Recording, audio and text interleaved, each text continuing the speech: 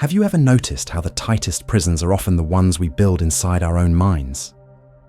We cling to things, jobs, relationships, identities, as if our very survival depends on them. We grip them so hard that our knuckles turn white, terrified that if we loosen even a little, everything will fall apart. But here's the paradox. It's not life itself that exhausts us. It's the endless clinging, the desperate attempt to control what was never ours to hold. Buddhism teaches that suffering doesn't come from the world as it is, but from the way we attach ourselves to it.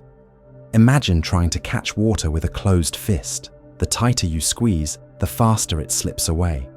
And yet, when you open your hand, the water rests gently in your palm. Letting go isn't about carelessness. It isn't giving up. It's the quiet, courageous act of loosening your grip on what was never meant to be chained. The Buddha once said, "You only lose what you cling to."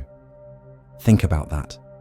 The career you wrap your identity around, the relationship you fight to keep alive, the image of yourself you guard so carefully. All of these drain your spirit, not because they exist, but because you've made them part of your survival. But what if letting go wasn't weakness? What if it was the highest form of wisdom? What if the moment you release the rope is the moment you discover you were never hanging over a cliff, but standing on solid ground all along? If you've ever felt stuck, like you're doing everything right yet still drowning in anxiety or invisibility, this message is for you. Stay with me until the end, because there's a hidden lesson, a single insight, that may completely turn your understanding of life upside down. And if you remember nothing else from this video, remember this: peace is not found in clinging, it is discovered in the art of letting go. Lesson 1: the illusion of control and the freedom of letting go. What if the very thing you think is protecting you is the very thing that is breaking you? Day after day, we tighten our grip on outcomes, on people, on carefully crafted plans, as though holding tighter could prevent life from slipping through our fingers. But here's the paradox. The more we clutch, the faster things seem to fall away. Control feels safe, it feels like certainty. But in truth, it is the ego's most seductive illusion. There's an old Zen saying, "Let go or be dragged." It isn't poetry, it's survival wisdom. Because control doesn't deliver safety, it breeds fear. Fear of failing, fear of losing what we love, fear of never being enough unless everything unfolds exactly as we demand. Buddhism teaches us the principle of non-attachment. Many people mistake it for indifference, but it is the opposite. It's not about caring less, it's about caring freely, without chains. Non-attachment means you stop binding life to your expectations. You don't own this moment, you are simply here to live it. The more you force it, the more it resists. Think about your own life for a moment. How many sleepless nights have you spent worrying about a future that never happened? How many hours have you wasted clinging to a relationship, already drifting like a boat out to sea? How much energy has gone into micromanaging every detail of tomorrow, only to find that all it gave you was pressure, not peace? Now imagine an experiment. For just one day, you stop interfering. You stop rehearsing every outcome. Stop building walls against every fear. Instead of controlling, you simply breathe. You watch, you listen, you respond, not with panic, but with presence. Ask yourself honestly, what am I really afraid of if I let go right now? Most of the time, the answer isn't catastrophe, it's discomfort. And discomfort, as every monk will tell you, is the first step toward awakening. That job you didn't get, perhaps it wasn't your path. That relationship that ended, perhaps it was a chapter, not your entire story. Life is always guiding us, but we're often too busy resisting to notice. And here's the hidden truth. When you let go, things don't collapse, they settle. Not always where you imagined, but often exactly where you needed to be. Surrender is not weakness, it is wisdom. It is the courage to trust the river rather than fight its current. The next time you feel yourself tightening, pause. Breathe deeply. Ask yourself, is this weight worth carrying? Then soften your grip. Let go. Watch how space opens up where struggle once lived. A monk once said, "Peace is not found in the absence of noise, challenge, or work.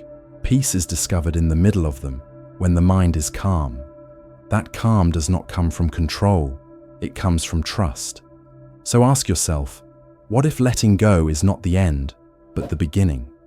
What if the person you are so desperately trying to hold together is not the person you are destined to become? To rise, you must release. If you want to soar in the sky, you cannot keep clinging to the earth. If you want to move forward, you must leave behind the chains of the past. Let go, let life come to you, and watch how beautifully it arranges itself when you finally stop trying to arrange it. Lesson 2. The Paradox of Detachment. Here's the paradox no one tells you. The moment you let go, you actually rise higher. Strange, isn't it? We live in a culture obsessed with outcomes, numbers, achievements, likes, validations. We cling to success as if our worth depended on it. But the tighter we pull on the string, the more altitude we lose. A kite doesn't soar because we grip harder. It soars when we release. Detachment isn't weakness. It's the hidden power that sets you free. The Buddha taught that attachment is the root of suffering, not because desire itself is wrong, but because we chain our identity to the outcome. Detachment is not apathy, it is freedom. It is the ability to act with sincerity, to love deeply, to work diligently, yet without being imprisoned by fear of what might or might not happen. It's showing up fully, without clutching desperately at control. Think about your own journey. Maybe you poured yourself into a job, a relationship, a dream, believing that if you just pushed hard enough, it would all work out. But instead of peace, you found pressure. Instead of clarity, you felt confusion. Why? Because power never comes from the grip. It comes from presence. Detachment shifts the question from, will this work, to, is this true for me? That one shift changes everything. When you're detached, you no longer react out of fear, you respond out of alignment. You don't manipulate conversations, you speak with honesty. You don't obsess over outcomes, you move with sincerity. And then, you step back. You trust the unfolding. Practice this. Set your intention clearly, but release the outcome. Meditate on impermanence. Watch how every thought, every feeling rises and falls like waves. Notice how even pain eventually dissolves. This is the secret of living lighter, to stop swimming against the current and begin moving with the river. Ask yourself, am I forcing what should flow naturally? Am I gripping what is meant to grow on its own? More often than not, what we force fails and what we allow flourishes. The seed doesn't bloom because you demand it to grow. It blooms when you give it space, sunlight, and trust. So let me ask you honestly, what have you gained by clinging too tightly? Peace or pressure? Clarity or chaos? Every time we grip harder, we lose sight of the truth. Control is an illusion, but presence is power. Detachment doesn't disconnect you from life. It positions you in the center of it. It gives you real power, the kind that flows from authenticity, not anxiety. So loosen the string. Trust the wind. Watch your kite rise higher than it ever could in your clenched fist. Let go and let life lift you. Lesson 3. How overthinking pushes away the very peace you seek. We often mistake overthinking for progress. We sit in our heads, replaying conversations, forecasting outcomes, analyzing possibilities, believing that if we think long enough, the answer will reveal itself. But overthinking is not wisdom. It is fear disguised as effort. It promises clarity, but all it delivers is chaos. Think of muddy water. The more you stir it, the cloudier it becomes. But when you stop, when you allow the pond to settle, the water clears on its own. Your mind works in the same way. Clarity is not created by constant spinning. It emerges when you stop disturbing it. Yet silence terrifies us. Stillness feels like failure in a world obsessed with noise, hustle, and productivity. So we keep pushing, replaying old mistakes, worrying about futures that haven't arrived. But Buddhism calls this the monkey mind, a restless mind that leaps from fear to doubt, always clinging, never resting. The monkey mind tries to control life by thinking harder, but true wisdom does not rise from noise. It rises when the noise dissolves. Haven't you noticed? The best insights often come when you're not even trying, under the shower, on a quiet walk, or in that one moment you finally surrendered. Why? Because you created space. Space is the doorway to wisdom. Here's the trap. We all crave peace, but we try to think our way into it. Yet peace is not something you chase. It's what remains when you stop chasing. So practice this. The next time your thoughts begin to spiral, don't follow them deeper. Interrupt the cycle. Close your eyes. Take a single breath, fully in, fully out. With that one breath, release the story your mind is spinning. Ask yourself, am I truly thinking, or am I avoiding? Because often, overthinking is not about finding answers. It's about shielding ourselves from feeling, from deciding, from facing the unknown. Remember this truth. Life does not move when you think. It moves when you act. Set boundaries with your thoughts. If a decision is consuming you, give yourself a deadline. Don't allow hesitation to turn into paralysis. Clarity loves decisiveness. Even a small step disrupts the mental loop. And that quiet voice you often ignore, your intuition, your gut, it is not weakness. It is wisdom. But you cannot hear it as long as overthinking keeps shouting over it. So here's a new way forward. Stop trying to fix every detail with logic. Instead, feel. Feel the discomfort, the fear, the uncertainty. Let them pass through you like waves instead of trying to hold them back. Sometimes the most powerful move you can make is no move at all. Not out of apathy, but out of deep awareness. When you stop resisting the present moment, it begins to speak to you. And in that stillness, true guidance emerges. So ask yourself, are your thoughts helping you, or are they holding you hostage? This is your reminder. Your mind is a tool. It is not your master. A tool only works when you know when to put it down.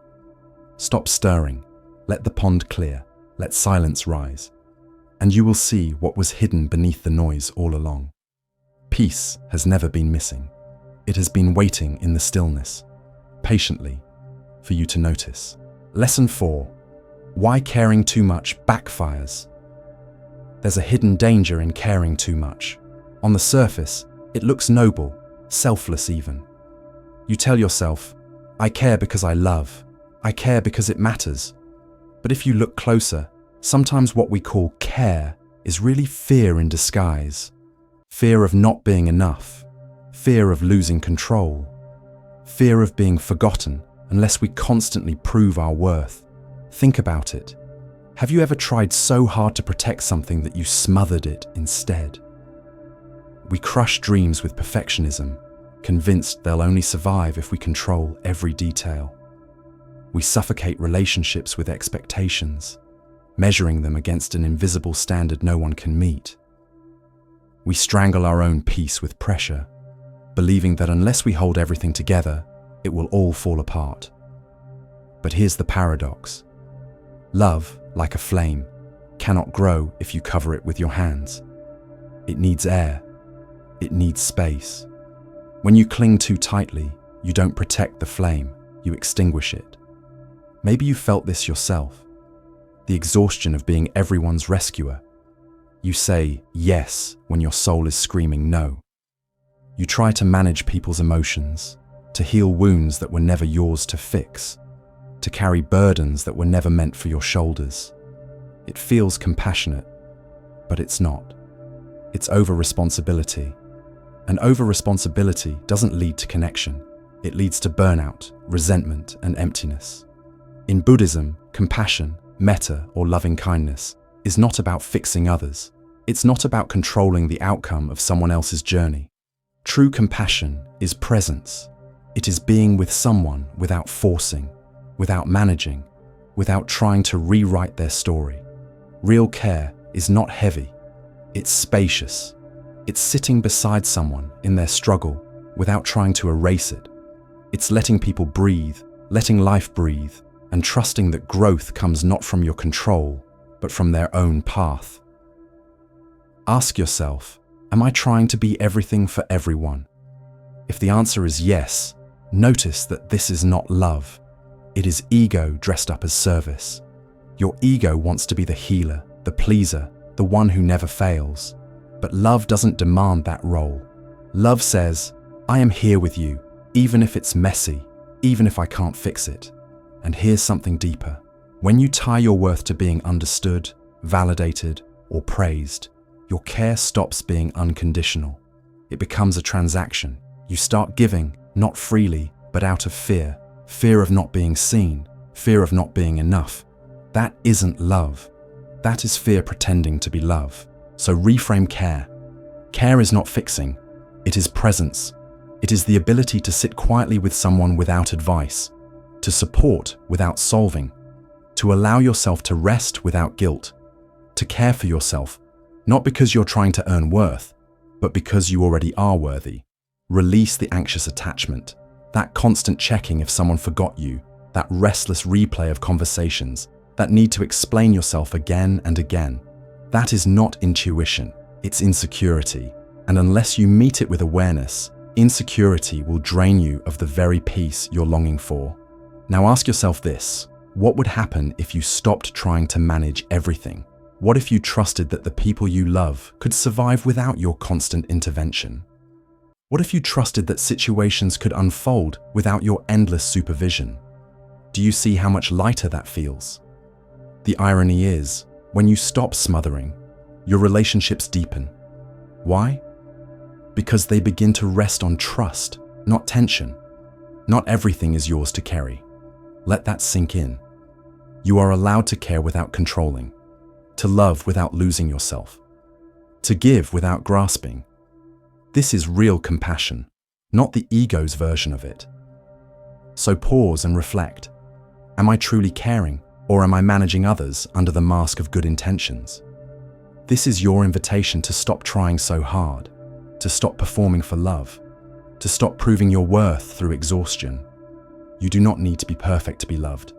You do not need to overgive to be valuable. Think of a flame again. It does not grow stronger because you hover over it, desperate to protect it. It grows because it is given room to breathe. The same is true for your soul. Let it breathe. Let others breathe. Let life itself breathe. And perhaps most importantly, stop seeking validation. Not because you no longer care, but because you finally understand what real care looks like. Real care doesn't demand constant proof of worth. It flows naturally, effortlessly, without expectation. And when you live like this, something profound happens. Your heart feels lighter, your mind grows clearer, and your relationships become more genuine. You discover that peace was never something to chase. It was always waiting beneath the weight of your overcaring. Let go of the pressure to be everything. Let go of the belief that love must be earned. Step back, allow space, and you'll see. When you stop smothering, everything, love, trust, clarity, peace, finally falls into place. Lesson 5. What happens when you stop seeking validation? From the moment we are born, we enter a world that teaches us to perform. As children, we beam when our parents clap at our first steps.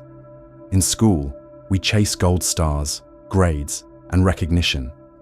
In adulthood, it becomes likes, comments, promotions, and compliments. Somewhere along the way, applause quietly became our oxygen. Without it, we panic. With it, we feel alive. But here's the truth that often goes unnoticed. You were not born to be approved. You were born to be authentic. Think about a mountain. It does not ask the sky for permission to stand tall. It doesn't shrink when someone disapproves or expand when someone claps. It simply is, unshaken, unmoved, complete. A mountain's worth doesn't come from applause, and neither does yours. Yet so many of us live as performers in our own lives, always asking silently, was that good enough? Do they like me? Did I prove my worth today? The constant chase for validation is subtle but exhausting. You may dress it up as ambition or call it drive, but if your peace collapses the moment someone criticizes you, that's not drive, it's dependence. And dependence is chains disguised as achievement. Here's the problem with validation. It's a moving target. It shifts with trends, with moods, with other people's insecurities and projections. One day, they love you. The next day, they forget you. How can you build a stable life on ground that's shaky? Buddhism offers us a radical alternative. True freedom does not come from being liked. It comes from being real.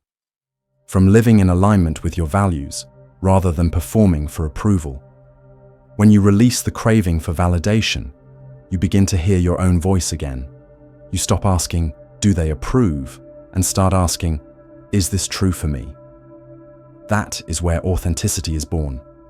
Pause here for a moment and reflect. Who are you when no one is watching? If no one clapped for you, if no one noticed, would you still do what you do? Would you still speak your truth? Would you still show up for your path, even if the world stayed silent? That is the real test of authenticity. And here's the sacred shift. When you stop outsourcing your worth to others, you stop living in fear. Fear of judgment, fear of rejection, fear of invisibility. All of it begins to dissolve. In that fearless space, something remarkable happens. Creativity flows, courage rises, purpose returns. Try this simple practice. Each day, validate yourself, not with ego, but with truth. Write down 3 things you did well, just for you. Maybe you showed up despite anxiety. Maybe you set a boundary when it felt uncomfortable. Maybe you allowed yourself to rest without guilt. Let those moments be enough. Let them teach you that your worth is not conditional. It simply exists. And the next time someone praises you, receive it with gratitude but without clinging. When someone criticizes you, listen with openness but without letting it define you. Both praise and criticism are just like weather patterns.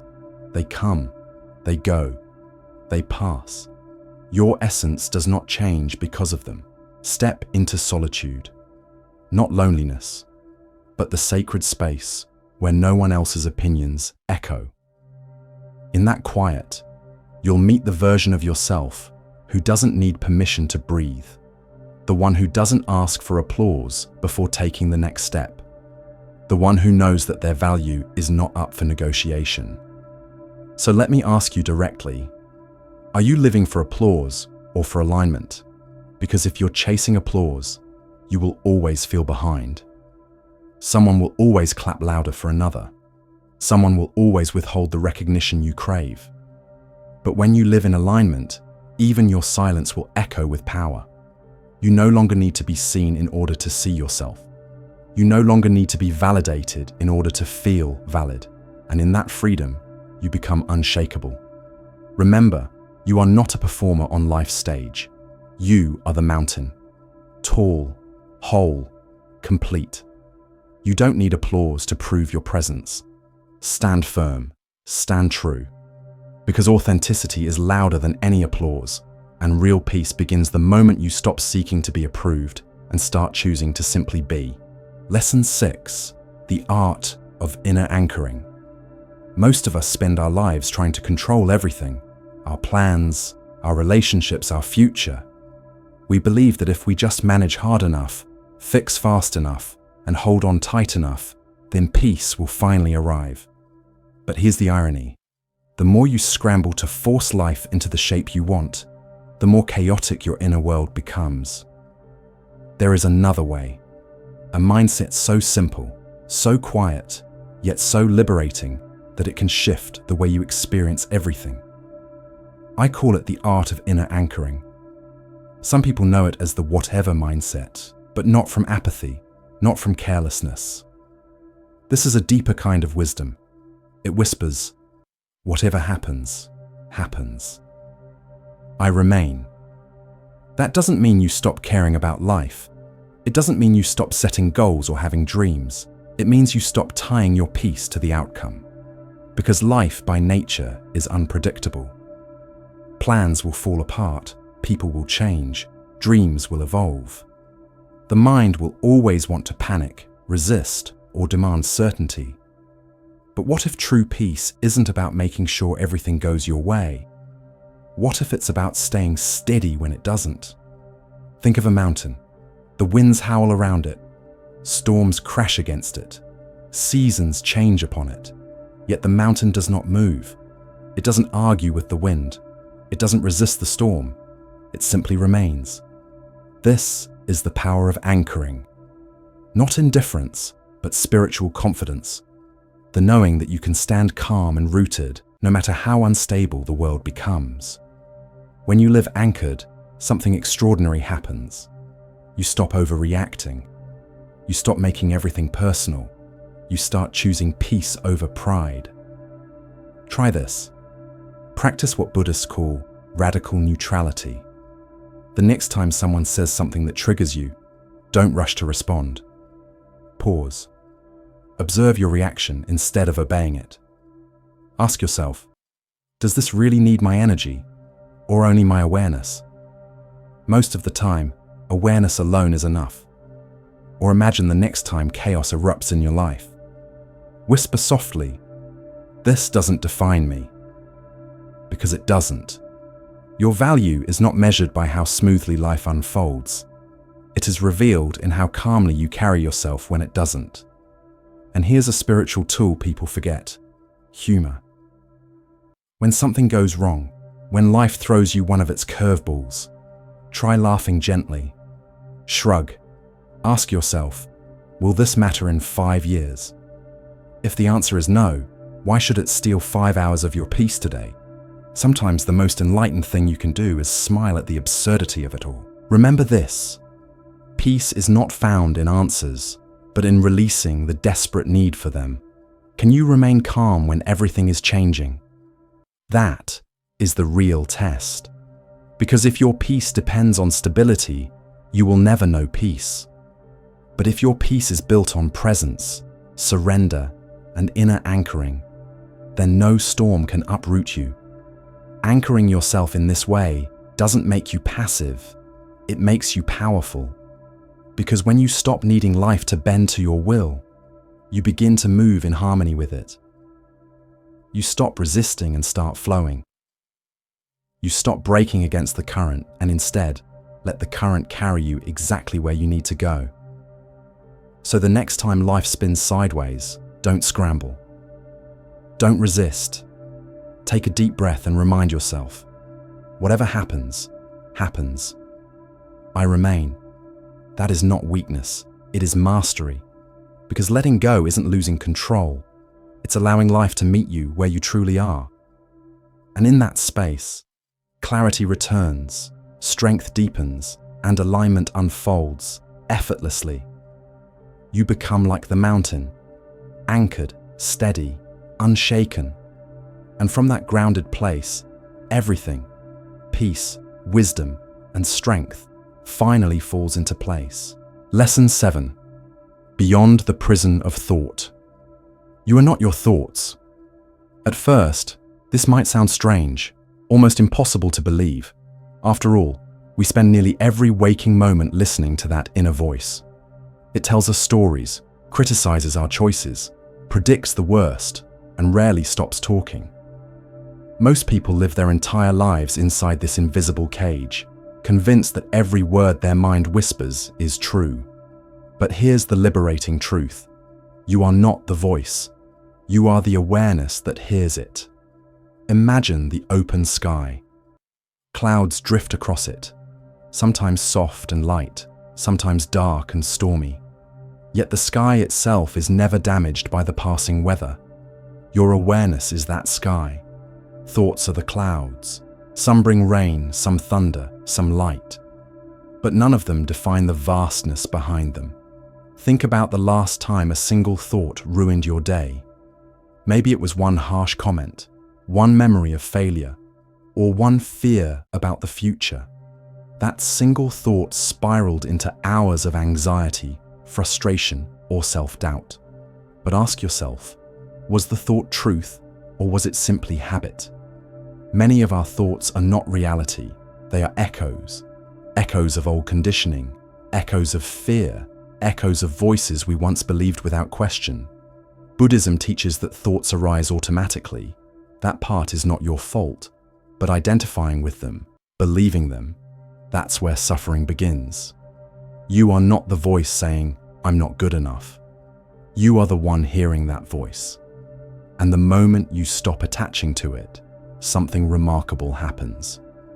You discover freedom. Try this experiment. The next time your mind races, don't argue with it. Don't suppress it, just notice. Watch your thoughts the way you would watch clouds passing or a river flowing. Label them gently. This is just thinking. Then return to your breath, to your body, to the present moment. You'll start to see just how much unnecessary noise your mind creates in its attempt to feel safe. But awareness doesn't need to feel safe. It doesn't need to cling. Awareness just is, quiet, steady, complete. When you witness thoughts without obeying them, you see their true nature. Most are not wise, not helpful, not even original. They are recycled fragments of the past, projections of the ego, or fears about what hasn't happened yet. They don't deserve your loyalty. They only demand your attention.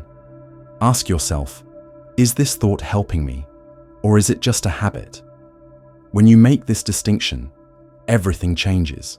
You stop being the prisoner of your mind and start being its witness. And in that witnessing, something softens. You no longer feel the need to control every thought or chase every mental story. This is the essence of mindfulness. The Buddha never taught us to destroy the mind.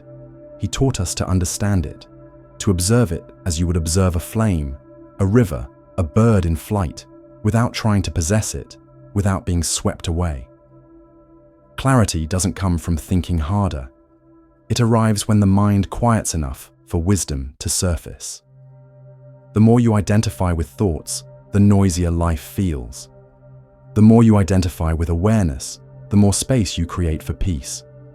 So pause and ask yourself right now, what thoughts have I mistaken for truth? Am I the thinker, or am I the one watching the thought arise and fall?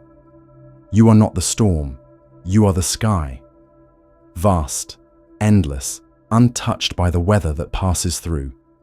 And the moment you stop fighting the clouds, the moment you allow them to come and go, you rediscover the stillness that has always been waiting for you.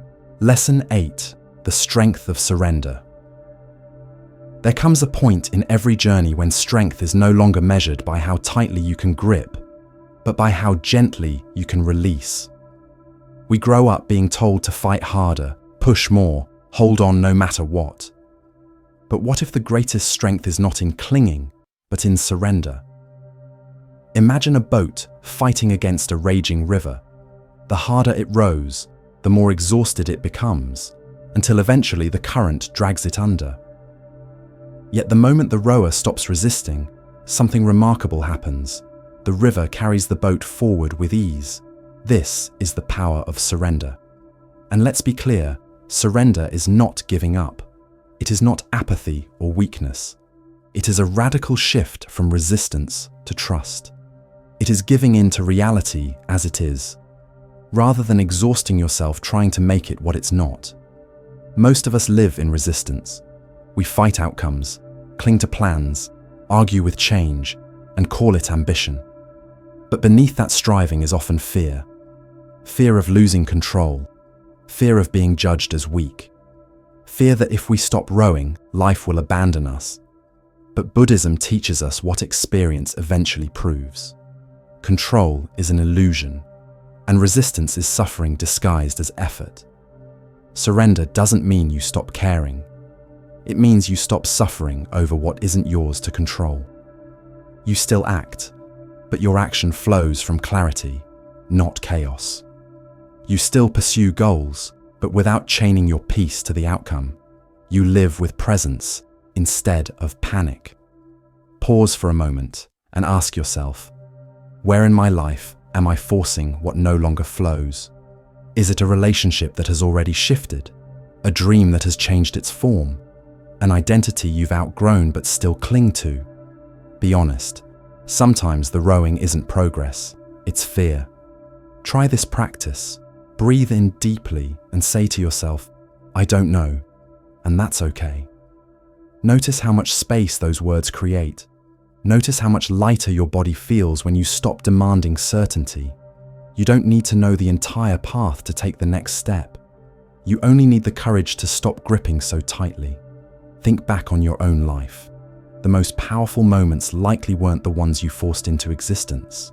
They were the moments of surrender, the job you didn't plan for, but turned out to be perfect, the person you met unexpectedly, who changed your world, the decision that became clear the instant you stopped overthinking it. That wasn't coincidence. That was clarity rising from stillness. Buddhism views surrender not as weakness, but as active trust. Trust in impermanence, knowing that everything changes and that change itself is a teacher. Trust in the wisdom of now, that even without all the answers, this present moment is enough. Trust that life is not something to conquer, but something to align with. The Buddha taught that clinging is the root of suffering. Letting go, then, is the doorway to freedom. It is not failure, it is liberation. Ask yourself today, what am I still fighting that no longer serves me? Is it an outdated dream? An expectation of who you thought you should be? A version of yourself you've already outgrown? Maybe surrender is not the end of your story, but the bridge to the next chapter. Maybe it's the doorway to a deeper peace you've been missing. The moment you stop demanding that life be something else, you begin to experience the richness of what it already is. And that's where the magic lives. So let go of the outcome. Anchor into your actions.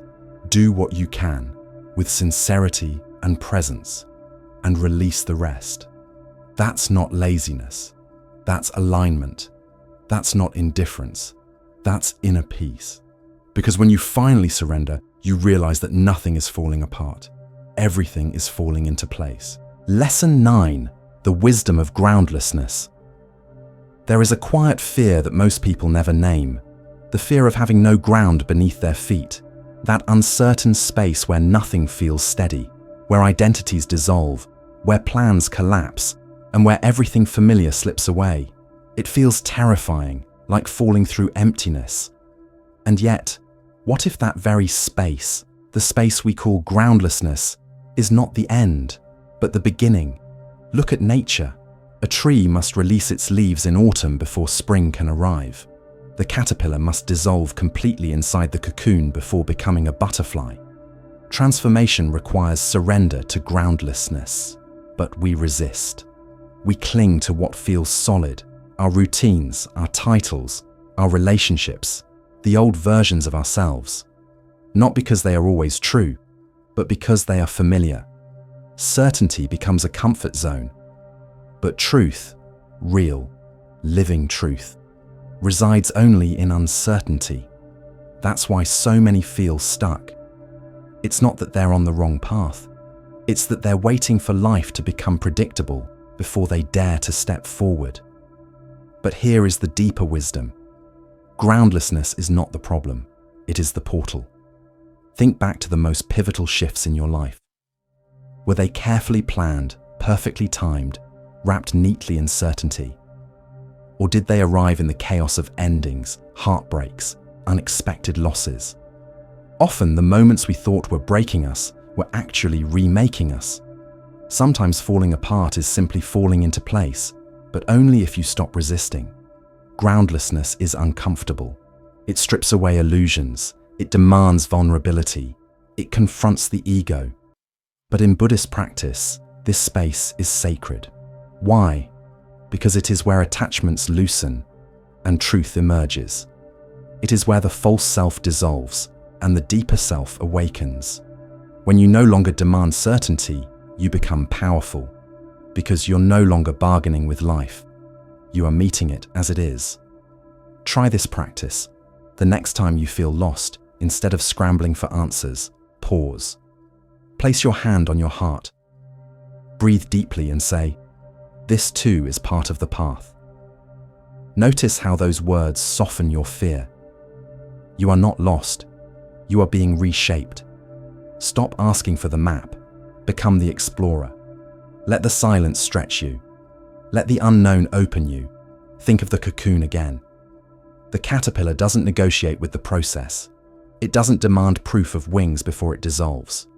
It surrenders fully, and from that surrender, transformation is born. The same is true for you. Your next chapter doesn't require your certainty. It requires your trust. Ask yourself honestly, am I clinging to certainty, or am I allowing myself to evolve through chaos? Do I trust the unfolding, or am I still trying to rewrite what already is? These are not just questions, they are doorways. Growth is not about holding everything together. It's about learning how to let things fall apart with grace. It's about letting the leaves drop, letting the old identity dissolve, letting yourself be bare for a season, because only then can something new take root. And here is the most profound truth. When you stop demanding ground beneath your feet, you realize you are the ground. You are the sky that holds the storm. You are the stillness in the middle of change. You are not falling, you are unfolding. So don't fear the unknown. Don't run from the instability. Embrace it. Because that space of groundlessness, that fragile, frightening, liberating space, is exactly where your freedom begins. That's where your next chapter lives. That's where life begins to rise, not from what you cling to, but from within you. When you finally stop needing the ground to stay still, you discover the deepest stability of all, the one that was inside you all along. Lesson 10. Letting the moment lead. Picture a river winding its way through mountains and valleys. It does not argue with the rocks in its path. It doesn't demand that the bends straighten out or that the journey be smooth. The river simply moves, flowing around obstacles, adapting to every rise and fall, trusting the course as it unfolds. This is the essence of letting the moment lead. It is not passivity. It is not defeat. It is the ultimate act of wisdom, surrender to life as it is. So many of us live trapped in the opposite state. We cling to control. We micromanage our careers, our relationships, even our emotions, as though constant tightening will protect us. But the truth is, control pulls us out of the only place where peace has ever lived, the present moment. We end up managing the moment instead of living it. But what if, just for a breath, you stopped scripting every step? What if, instead of racing ahead with anxiety or retreating in fear, you paused and asked, "What is life asking of me right now?" This question interrupts the autopilot that keeps us spinning in circles. The mind loves to replay the past or project into the future, but rarely does it rest here, in the now. And yet, here is where everything happens. Here is where clarity, healing, and wisdom live. Think about it. How many times have you pushed, rushed, or forced a path only to feel exhausted and stuck? What if those delays weren't punishments but invitations? What if the detours were not accidents but lessons? Life often withholds what you want in order to reveal what you need. Surrendering to the moment doesn't mean apathy. It means radical engagement with what is, not with your idea of how it should be, but with the truth of how it is. It means you stop asking, "How do I control this?" and start asking, "What wisdom does this moment hold if I stop trying to skip it?" When you do this, life begins to speak in ways you couldn't hear before. The present moment, once resisted, begins to reveal its gifts. Sometimes the gift is clarity, sometimes it is patience, sometimes it is simply peace. and peace itself is the foundation from which everything else flows. Buddhism reminds us that control is always an illusion. The only mastery you ever have is over your awareness, where you place it, how you shape it, how you return to it. And when awareness anchors in the now, life aligns naturally. The chaos around you may not disappear, but it no longer drags you under. You are anchored, steady, present. Try this practice. The next time you feel restless, place both feet on the ground, close your eyes, and breathe deeply. Say silently, "I am here now." Then ask, "What is life asking of me in this very moment?" Don't overthink it. Don't rush the answer. Simply listen. Sometimes the wisdom is to act. Sometimes it's to wait. Sometimes it's to let go. But there is always something. And here's the beautiful paradox. When you stop resisting, everything begins to fall into place. Your career, your relationships, even your sense of self start to align. Not because you forced them, but because you stopped fighting the current. You become like the river itself, fluid yet strong, grounded yet free. You realize that true mastery is not in force, but in flow. Not in clinging, but in trusting. And in that trust, you discover the ease of a life lived in harmony with the present moment. So I leave you with this. Stop managing the moment. Start living it. Let the river carry you. Let the now be enough. When you let the moment lead, you don't lose control. You find peace. And in that peace, everything, clarity, purpose, freedom, falls effortlessly into place. Conclusion. So now you've walked through these lessons. Each one a reminder that peace isn't something to chase, but something you uncover when you release, when you trust, when you return to presence. From loosening your grip on control, to quieting the restless mind, to surrendering the need for validation or fixing everything. You've seen that freedom is not found in force, but in flow. Buddhism teaches us that life is always moving, always changing, always inviting us to let go. And the more we resist, the heavier it feels. But the moment we soften, the moment we allow, everything begins to align. Ask yourself as you leave this video, which of these lessons do I need most right now? Is it letting go of control? Is it stepping back from overthinking? Is it trusting the unknown? Hold on to that one insight and carry it into your day like a lantern. Let it guide you. Because the truth is this: peace isn't somewhere out there. It isn't waiting in the future. It's here, in this moment, if you're willing to notice it. If this message spoke to you, I invite you to continue this journey with me. Subscribe for more teachings rooted in Buddhist wisdom. Share this video with someone who might need this reminder today. And before you go, take a moment to reflect in the comments. Which lesson touched your heart the most? Your words may be the light that helps someone else find their way. Until next time, breathe, release, and remember, you are already enough.